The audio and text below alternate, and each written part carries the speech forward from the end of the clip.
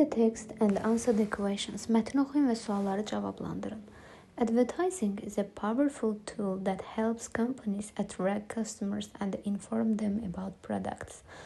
Reklam şirkətlərə müştəriləri cəlb etməyə və onlara məhsullar haqqında məlumat verməyə kömək edən güclü bir vasitədir. The main goal of advertising is to increase sales and make more people buy the product. Reklamın əsas məqsədi satışları artırmaq və daha çox insanın məhsul almasını təmin etməkdir.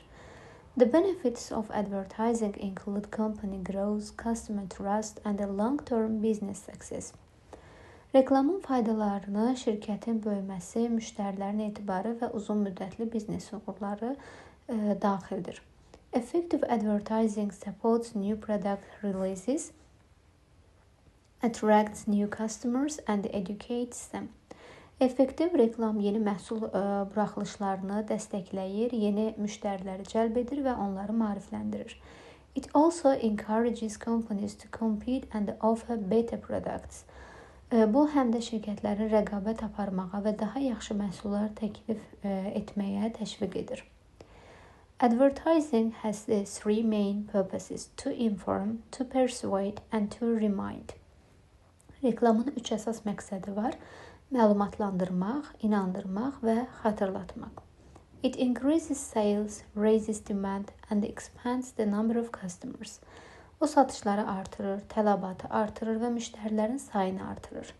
Advertising helps gain an advantage over competitors and plays a vital role in today's society by supporting businesses.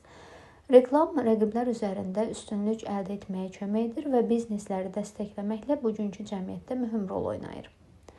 Without it, businesses would face difficulties, the economy would weaken and jobs would be lost. Reklamsız, yəni onsuz bizneslər çətinliklərlə üzləşəcək, iqtisadiyyat zəifləyəcək və iş yerləri itiriləcək. However, advertising also has disadvantages. Bununla belə reklamın mənfi cəhətləri də var. It is expensive and sometimes misleading. Bahadır və bəzən aldadıcıdır. It can negatively affect social values and cause tiredness. O sosial dəyərlərə mənfi təsir göstərə bilər və yorğunluğa səbəb ola bilər. Advertising specifically targeted at children may encourage them to order products they don't need. Demək, xüsusilə uşaqlara yönəlmiş reklam onları ehtiyacı olmayan məhsullar sifariş etməyə təşviq edə bilər. It may also create monopolies because larger companies can afford expensive advertisements while small businesses cannot. Bu həm də inhisar yarada bilər, çünki böyük şirkətlər bahalı reklamları ödəyə bilər, kiçik biznes isə bunu edə bilməz. Despite its negative sides, advertising remains one of the strongest ways to promote products, support businesses and develop the economy. Mənfi cəhətlərinə, yəni tərəflərinə baxmayaraq, reklam məhsulları tanıtmaq, biznesi dəstəkləmək və iqtisadiyyatı inkişaf etdirmək üçün ən güclü yollardan biri olaraq qalır.